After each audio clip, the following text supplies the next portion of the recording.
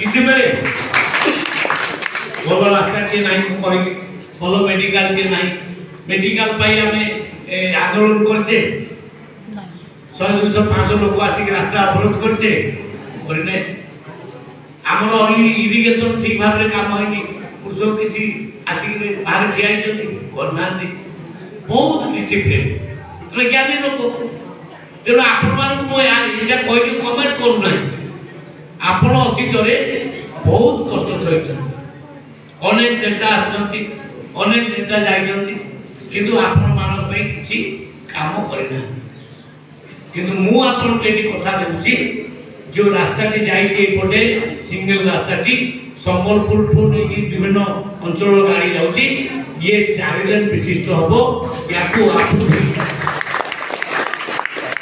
दिल्ली जाए नितिन गडकरी सहित बसी लेटर दे आप्रुव कर सारी जमी अधिग्रहण हम आउ निकट में कम आरंभ हम 4 वे एनएच हम आउ एटा सीएच जोटा कहउछन सीएचसी मेडिकल टा ऑलरेडी डिसीजन निया साइछि, एटा सीएचसी हबो। आपण ठीक सुनिचंती, फांडी तापुर फांडीटी थाना हबो, एटा ऑलरेडी डिसीजन निया साइछि, एटा केवल बाकी अछि बहुत दिन हमें आसिक उद्घाटन करबो। ए अंचलर प्रत्येकटी काम हबो। सापुआ नदी रे आदि बंध करिकरी कृषक मान को पानी जोगेबा से काम भी हम। राइट केनाल रे जो पानी आसुची केमती आपण को खेत को मारिबो सेति पाई मध्य तुरंत अफसर मान को मीटिंग मु डाकिबी पसिबी एवं आपण को खेत को पानी जीवो।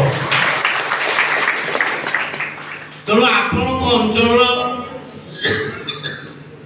जेते गुडे मु देखि लिस्ट सबुड़ा काम करवा किसी काम रही आमे मोर मन पड़ता यहाँ नुआगिरी हल्टा होता आम गोटे ब्लड डोनेशन कैंप करने कहलु से था बीजेपी शासन भाई टे आमको जगह दियो आम ब्लड डोनेशन चाहूँ तो ब्लड डोनेशन कैंप ये पार ना मु आसला बाटे पचार भाई से मीटिंग कर तो ना हाँ कर इधर तो सरकार बदली गला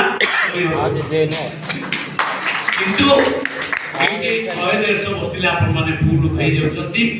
एई अंचल रे गोटे ऑडिटोरियम करबा 500 टका रे आसे ऑडिटोरियम रे एसी लागिबो, एकदम भलो क्वालिटी रो ऑडिटोरियम अंचल रे करबा तो दिबा। आ सर्वोपरि जोटा कहिले आपण खुशी हेबे ए अंचल रे मध्य नुवा ब्लॉक गोटे कराइबो। सन्देश ब्लॉक करवा सेपटू ओडापर 6-7 पंचायत कटिबो आउ एपटू नेगिरी आउ आमे बाजार को दिबा नै। एठी ब्लॉक ऑफिस हबो, एठी तहसील ऑफिस हबो, एठी सब ऑफिस हबो। जय जगन्नाथ करबा आपण माने साथ देबे तो। अच्छा मो डिपार्टमेंट रे बे आमर धान प्रोक्योरमेंट करा जाउछि, धान आमे किनुछु, मंडी अछि एपटे मंडी अछि तो।